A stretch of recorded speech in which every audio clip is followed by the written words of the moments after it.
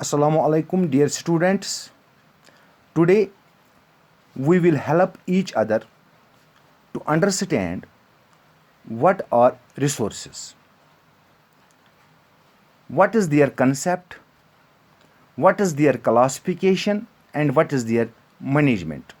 Resource ये एक noun है, इसका प्लूरल जो रिसोर्सेज हैं उर्दू में हम इसको वसीला कहेंगे, जिसका जमा है वसाइल।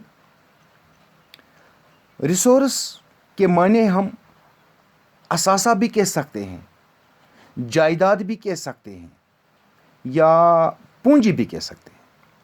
इंग्लिश में हम इसको कहेंगे एसेट्स भी, वेल्थ भी कह सकते हैं,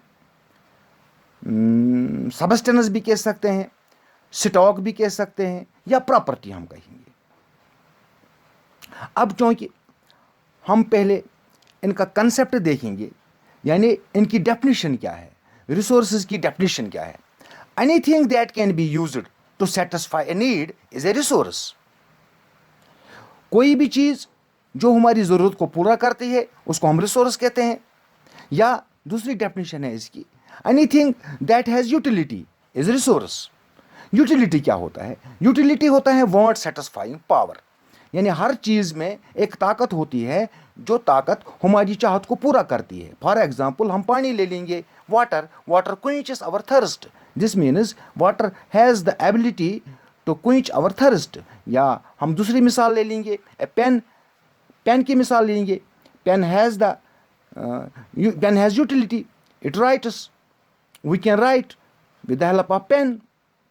तो इसमें यह ताकत है कि ये जो हमारे लिखने की चाहत है ये इसको पूरा करती है। इसी को कहते हैं anything that has utility is resource. But how does something become a resource? Things या ऑब्जेक्ट्स या गुड्स, ये एक ही बात होता है। थिंग्स होते हैं चीजें, become resource only when they have a value. It is use और utility gives it a value. All resources have value, जैसे पानी, वाटर, हवा, air, house, van, electricity, metals, इन सबको वैल्यू है। These all are called resources. Time and technology are the two important factors that can change substances into resources. यानी वक्त गुजरने के साथ साथ जो हम चीज़ें पुराने ज़माने में इस्तेमाल नहीं करते थे उनको अब हम इस्तेमाल करते हैं, अब वो रिसोर्स बन गए, उनका वैल्यू बढ़ गया। Both are related to the need of people. A resource is a source or supply from which benefit is produced. जिस चीज़ से भी हमें नफ़ा मिलता है, मुनाफा बनता है, वो रिसोर्स है। Resources are materials, energy, services, stuff, knowledge, or other assets that are transformed to produce benefit and in the process may be consumed or made unavailable. Resources have three main characteristics. खुसूसियात हैं इनके तीन। क्या क्या खुसूसियात हैं? एक है इनकी खुसूसियत, resources की खुसूसियत जो है उनमें से एक है यूटिलिटी। यूटिलिटी इनमें होता है वांट सेटिस्फाइंग पावर। और दूसरा कैरेक्टरिस्टिक है इनका limited availability. Resources are limited, they are not unlimited.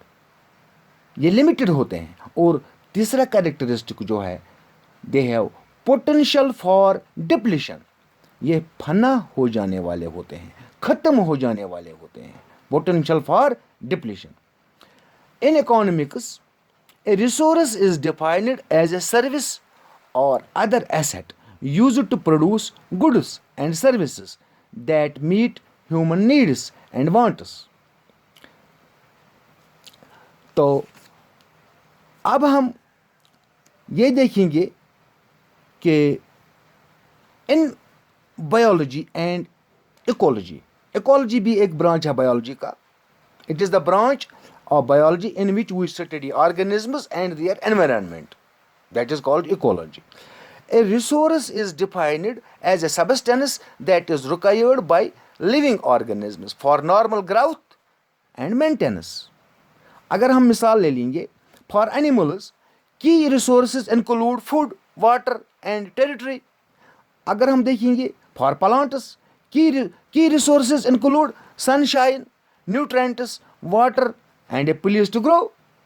अब वक्त बदलने के साथ साथ हर चीज़ चेंज होता जा रहा है, तो इसकी डेफिनेशन भी अब चेंज हो गई है रिसोर्सेज की। इसकी अब डेफिनेशन जो है, concept of a natural resource,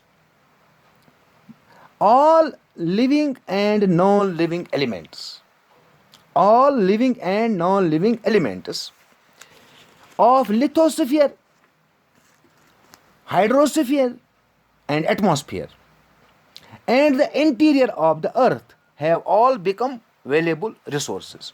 क्या है अब कि ज़मीन के अंदर जो है, ज़मीन के ऊपर जो है, समंदरों में भी जो है, पानी में जो है, हवा में जो है, वो सारी चीज़ हम इस्तेमाल करते हैं और वो रिसोर्सेज कहलाते हैं।